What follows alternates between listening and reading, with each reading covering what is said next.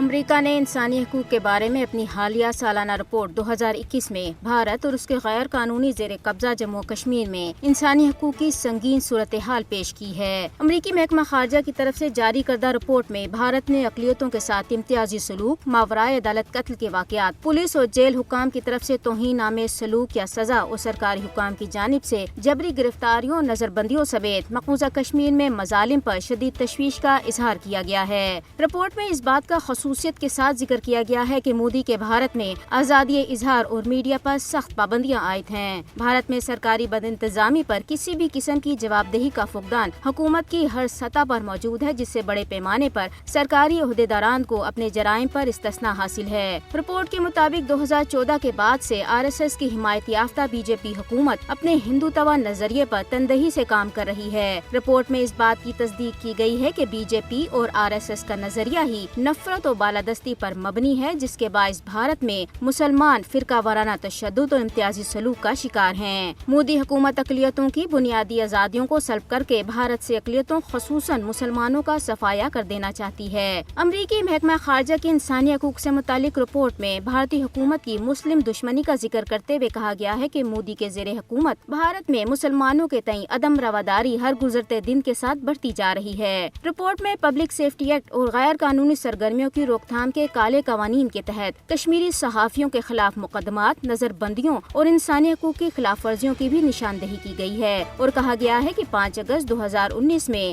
جموں کشمیر کی خصوصی حیثیت کی منسوخی کے بعد مقبوضہ کشمیر میں قابض حکام نے 2300 سے زائد کشمیریوں کے خلاف UAPA جیسے سخت قوانین کے تحت مقدمات درج کیے ہیں۔ رپورٹ میں یہ بھی کہا گیا ہے کہ arm forces special powers act بھارتی آئین کے آرٹیکل 21 کی خلاف ورزی ہے، جس کے تحت مقبوضہ علاقے میں بھارتی فوجیوں کو اپنے جرائم پر استثناء حاصل ہے۔ بھارت کی بڑھتی ہوئی ہندوتوا دہشت گردی جنوبی ایشیا کے علاقائی امن اور سلامتی کے لیے ایک بڑا خطرہ بن رہی ہے، جس کا بین الاقوامی برادری کو فوری نوٹس لینے کی ضرورت ہے۔